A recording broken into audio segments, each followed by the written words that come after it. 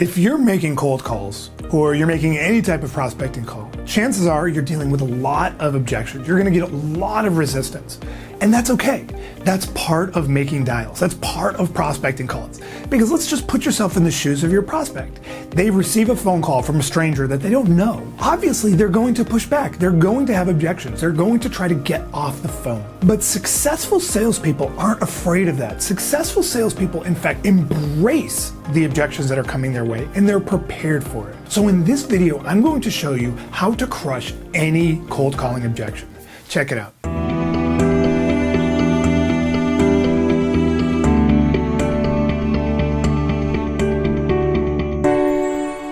Number one, have a call script to avoid objections in the first place. This is a really important idea because even though it's not dealing with objections per se, it's allowing you to avoid objections in the first place. And so here's the thing, is that a weak call script is going to get a lot more objections than an effective call script. That means that you want to have a strong call script, and it's good and it's tight and it's not full of meandering ums and ahs where you're trying to make out what you're saying next. You need to have a script in place because half of salespeople are just making calls without any idea of what they're going to say when they get that person on the call. And so as a result, they just mumble on and the prospect is like, how do I get myself the hell off this call? So having a strong call script in the first place is going to do a lot to actually help you avoid objections in the first place. Number two, know what's coming when. Because a prospecting call is a pretty short engagement with a prospect. You know, it's only a couple of minutes in most cases.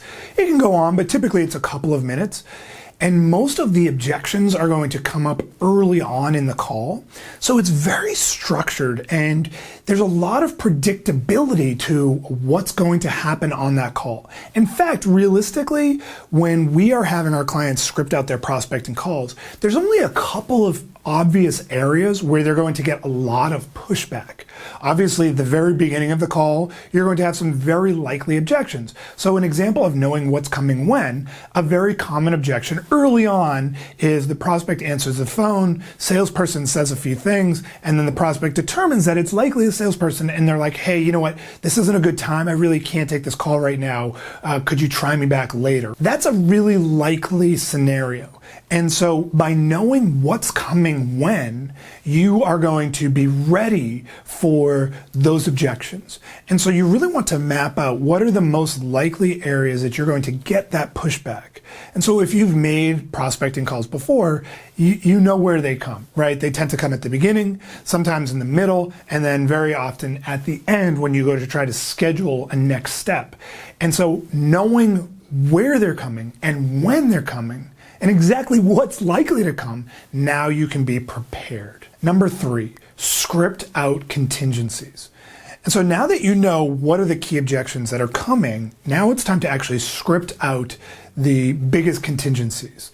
And so a contingency is simply that rebuttal to the very common objections. So actually dealing with objections on prospecting calls is very different than dealing with objections when you're going to close the sale or something like that. When you're talking about a prospecting call, you really can script out your contingencies in a pretty tight and concise way. The first step of any contingency is to acknowledge what they just said. So let's take the beginning of the call. You start the call and the prospect says, you know what, this just isn't a good time. Could you try me later? The first thing that you have to do in scripting out your contingency is acknowledge what the person just said. If you just immediately come back with something hardcore, they're going to be pretty turned off. So by acknowledging what they say, you might say something like, you know what, that sounds totally fair. Sounds like this isn't a good time. And so now by acknowledging what they just said, you're going to lower their guard. And so that's a big part of actually scripting out that contingency. And then after you've acknowledged what they said, now you want to have a way to buy just a little bit more time. With prospecting calls, you're basically going 30 seconds to 30 seconds. Every 30 seconds more that you get with a prospect, the more likely you are to be successful. So you might say something like, you know what, George, that makes total sense. Sounds like this isn't a good time. Would it be okay if I just took 30 seconds to tell you why I called? And if after it doesn't make sense, we could just hang up. Sound fair? That's a pretty gutsy line, but what you're going to find is that by using something like that, that scripted out contingency, now they're like, all right, fine, 30 seconds. You got 30 seconds. go. And so now you've bought yourself that 30 seconds and you're so much more likely to make it to that next step as opposed to just acquiescing with the prospect when they're like, this isn't a good time. And what most salespeople say is, oh, okay, well, when would be a good time to try you back? And the person doesn't really want to have them call back. They're just trying to hide. They're trying to get off the damn phone. So have those contingencies, play hardball, be assertive. Number 4, make it a game. Now, when I first started my first business, which was a marketing business selling to small business owners, I was making a lot of dials. And what I would constantly do was make it a game, make it fun, have fun with the calls.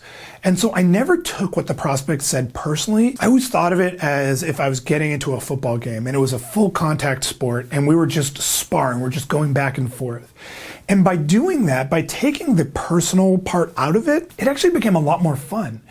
And so when the prospect said something and they were being tough or cranky or difficult or angry, I was instead cool as a cucumber because to me it was just a game and I was just responding to what they were saying and I was never getting fazed.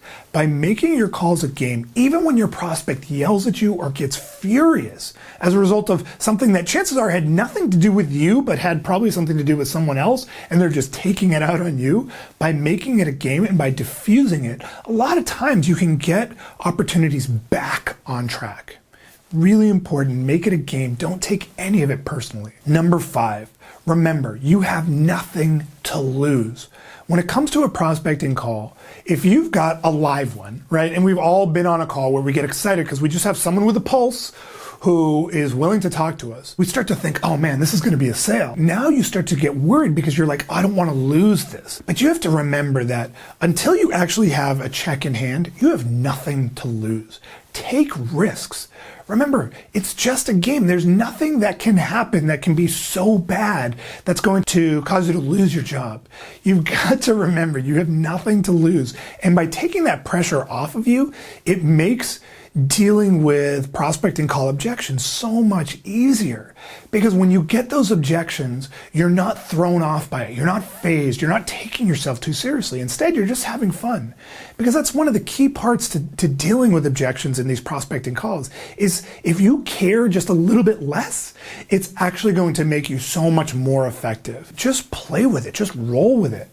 So they say something mean, you say, oh, totally fair. It sounds like this call makes no sense for you. Fair? And they're like, yeah, actually it doesn't. And you say, okay, well, before I hang up, can I just ask one last question? And they're like, okay. And now you've got them back into the conversation because whatever they said, it's just bouncing off of you and you're calm, you're comfortable, and you know that you have nothing to lose. So there are how to crush any cold calling objection. And if you enjoyed this video, then I have an awesome free training on the data-driven approach to closing more sales in today's marketplace. Just click right here to get registered instantly. Seriously, just click right here. This is an in-depth training that will help you close more sales at higher prices, all while generating more meetings. Also, if you got some value, please like this video below on YouTube and be sure to subscribe to my YouTube channel by clicking my face. It should be right about here to get access to a new video just like this one each week.